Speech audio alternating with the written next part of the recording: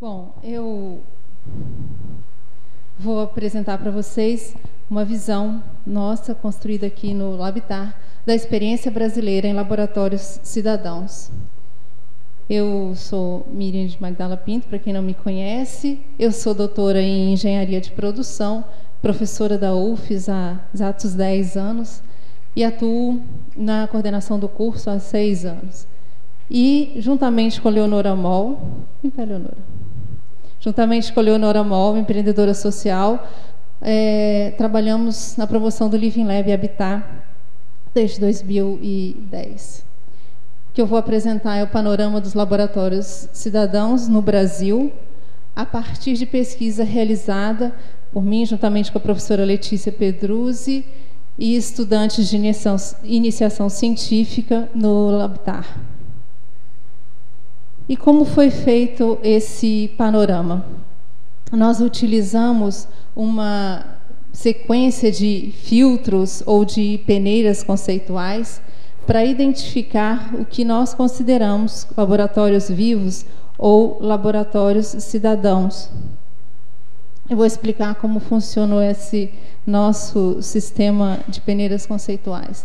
Primeiramente, nós nos perguntamos, diante de uma iniciativa que teria o potencial de ser um laboratório cidadão, primeiramente, se poderíamos considerá-la um laboratório.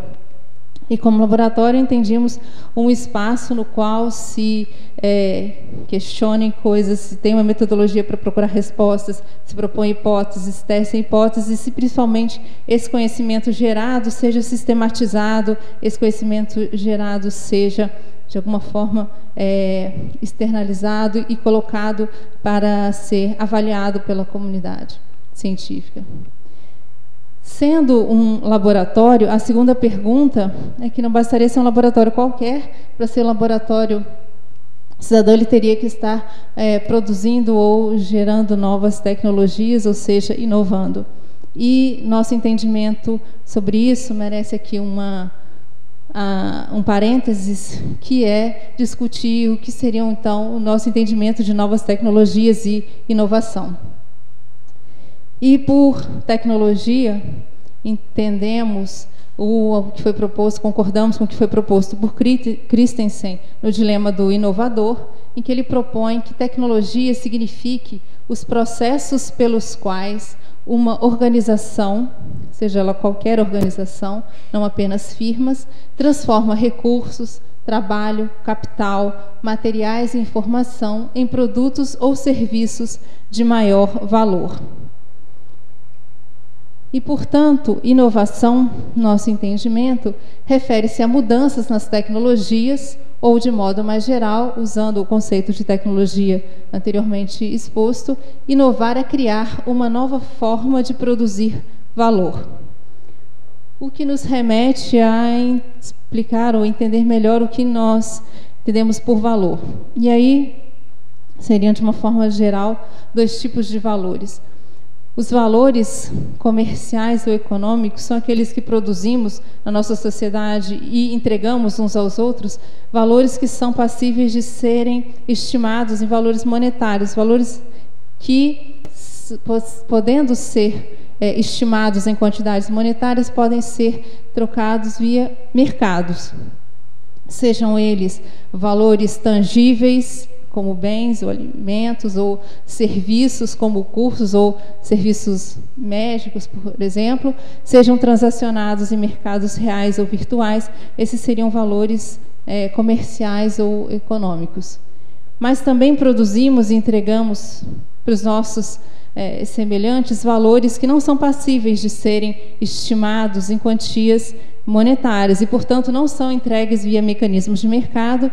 E segurança, o bem-estar, o cuidado que dispensamos aos nossos idosos e às crianças, por exemplo, são valores sociais, bem como serviços de educação ou serviços médicos, por exemplo, que são entregues àqueles que não têm nenhuma condição de pagar por esses serviços. São os valores que socialmente são produzidos e entregues sem passar por mecanismos de mercado. De acordo com isso, Consideramos inovação econômica ou comercial a criação de novas formas de produção de valor comercial ou econômico, enquanto inovação social refere-se à criação de novas formas de produção e entrega de valor social. Claro que essas duas coisas são muito intrincadas, porque economia e sociedade são extremamente intrincadas, né? Como exemplos de inovação comercial, os smartphones, e de inovação social, os bancos comunitários, que são atualmente uma tecnologia social que tem se difundido amplamente no Brasil, em grande parte pela própria ação da Leonora, que tem sido uma pessoa muito atuante na difusão dessa tecnologia social. Diante do que eu falei anteriormente, a gente chega à conclusão de que toda inovação é tecnológica. O que difere é se trata de uma tecnologia comercial ou uma tecnologia social. Então, essa comparação entre tecnologia social ou inovação social ou inovação tecnológica perdeu sentido no que a gente entende aqui. E com isso voltamos às nossas peneiras, sendo uma iniciativa um laboratório que inova, ou seja, que produz, que gera novas tecnologias, sejam comerciais ou sociais. A terceira é se ela realmente inova com o usuário, ou seja, se está um processo de cocriação, o usuário é presente e claro ali. Nós consideramos, na nossa pesquisa, que a passagem por essas três peneiras conceituais seriam suficientes para caracterizar um laboratório cidadão, apesar de que ainda procuramos investigar se estavam envolvidos academia, governo, empresas e sociedade civil naquele modelo da hélice quádrupla de que falou o Arthur. Com esse modelo, por esse sistema de peneiras, nós passamos alguns grupos de experiências, 3 delas. Um conjunto são os Living Labs brasileiros, que estão reconhecidos pela Enol, 12 no total. Depois, nós fizemos uma busca nas bases de extensão universitária das universidades do Sudeste do Brasil, não todas elas. E, por fim, aquelas iniciativas que nos vieram por indicações. Quando o evento foi lançado, nós recebemos várias indicações e sugestões de iniciativas que seriam laboratórios cidadãos, bem como inscrições que foram feitas no site do evento. Enfim, essa aqui é o resultado do sistema aí de filtros dos Living Labs do Brasil, que estão reconhecidos pela Enol, que são 12. Enfim, a primeira era entender ou responder se aquela iniciativa poderia ser chamada de um laboratório, e particularmente no caso de redes, pelo menos um dos nós dessa rede de inovação entendíamos como um laboratório, como expliquei para vocês, se tem o propósito de inovar, depois se era inovação comercial, social ou ambas, com o usuário e a hélice quádrupla.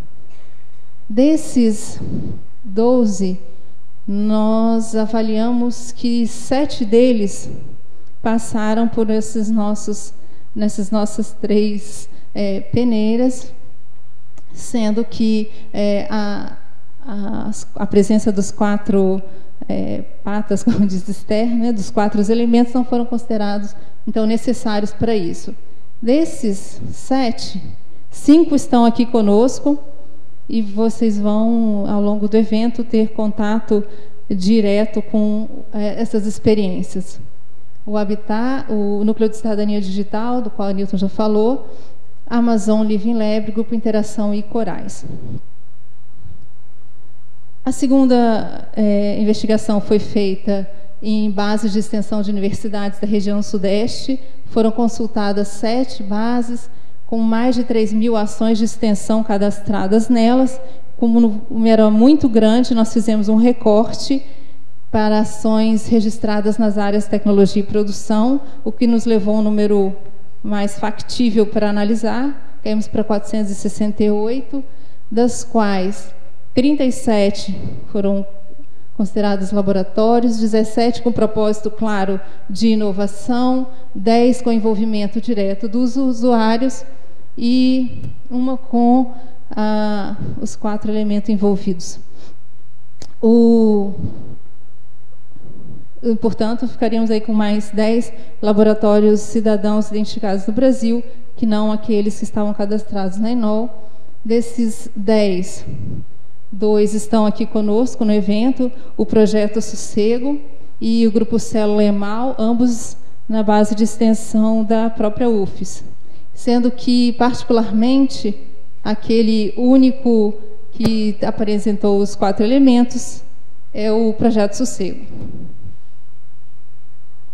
E, finalmente, as indicações que nós recebemos de pessoas dizendo: eu conheço aquela iniciativa e é o Living Lab, procurem-nos, ou as inscrições pelo site. Nós selecionamos, estão aqui conosco, o Translab do Rio Grande do Sul, Pirambu Digital, Ceará, Núcleo Paulo Freire do Pernambuco e o Núcleo Multidisciplinar Integrado de Estudos, Formação e Intervenção em Economia Solidária de São Paulo. Aqui um mapa que dá um panorama dos laboratórios cidadãos que nós conseguimos identificar e estão aqui conosco. Então, temos da região Norte, Nordeste, Sudeste e Sul do Brasil. E, finalmente, para concluir, nós fizemos um exercício que foi, a partir dos resumos que foram enviados, nós pedimos um resumo, né, para as inscrições. Pela partir desse resumo, nós procuramos saber a quem estavam ligados esses laboratórios cidadãos, ou seja, quais as instituições que os acolhem ou que os suportam principalmente, a origem destas iniciativas, como elas nasceram e o principal impacto que elas esperam atingir. E fica bastante claro, a partir daí, que a origem principal deles são projetos de extensão universitária, mesmo aqueles que depois se tornaram Living Labs, reconhecidos pela ENOL, já tinham nascido como projetos de extensão, a maior parte ligado a universidades, e cujo principal impacto esperado é social e não comercial. O que nos leva a concluir que o modelo, esse panorama de laboratórios cidadãos que emerge no Brasil é completamente diferente do modelo europeu. Precisamos, então, desenvolver meios próprios de promovê-los e torná-los eficazes instrumentos de inovação, seja ela comercial ou social, de modo que promova a transformação social a que a maioria deles se propõe a fazer. Muito obrigada.